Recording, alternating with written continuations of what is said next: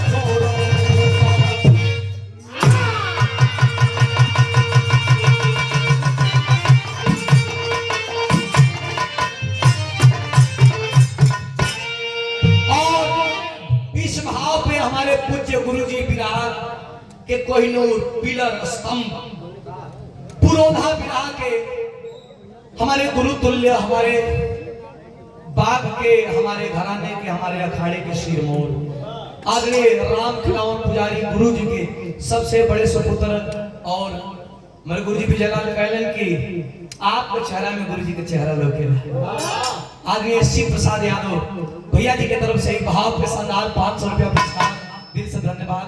भैया मिलना एकदम खातले खिदाई में, लेकिन ठीक है भैया हमन हो गया दुर्योधन को। अरे 5 भाई अनको सो मारा भंग बोले हो सो 100 भाई हमनी के मानी जा। हमनी के दल में दादा भीष्म मानी, हमनी के दल में कर्ण जैसन वीर योद्धा बा, गुरु द्रोणाचार्य बनन बाबा सकली वाला हमन का एक संग राई जाई मारल जाई ते मरौत। अच्छा तो इतना कुछ सोचते हो तेरे भगवान आके कहना कि दुर्योधन पंच परमेश्वर बैठल बा, रवि भैया कहां बना कहना ये दुर्योधन अरे मन में लड़ाई ना कई जला 5 गो भाई हो, सब 5 गो गांव दे दे सारन के सुई को नोक पर जमीन ना दे 5 गो गांव के बात बतियाओ थोड़ा लड़ाई से के डर बा।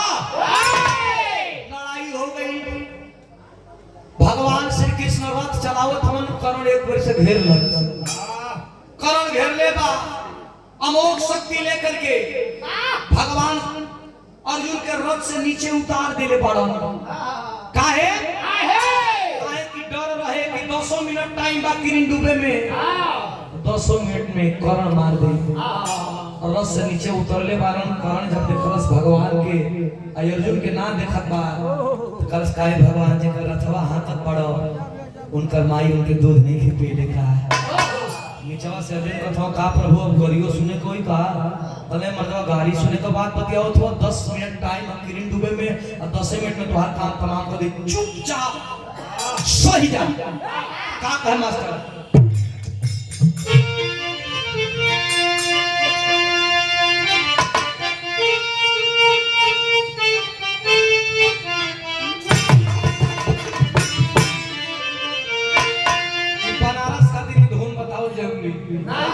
बनारस का दिन नौनिहाल कलाकार से लेके पुरानिया कलाकार का जवान बाबा बिरहा में भाव बा। हां बिरहा सुना दे हां रुक जा हो यही में बानच का यही में पूरी आरजी लाइन आरजी लाइन विकास खंड सेक्टर नंबर 4 से जिला पंचायत सदस्य प्रत्याशी श्रीमती किरण पाल जी, पत्नी सुरेश पाल नेताजी, करौत बाजार वाराणसी। क्या कहना इन्हीं के भेजत रही ये आपके द्वारा शानदार 500 रुपया पुरस्कार। श्री चरणों में कोट कोट प्रणाम, धन्यवाद है, सब इनके प्रणाम है। शानदार 500 रुपया पुरस्कार। कर्ण कहता है अर्जुन को अर्जुन पाल और राजा तलाव हमारे बड़े भैया की तरफ से पुरस्कार बहुत बहुत दिल से धन्यवाद बा, आशीर्वाद की कामना बा। करण कहत भाई अर्जुन के का कहे मास्टर हो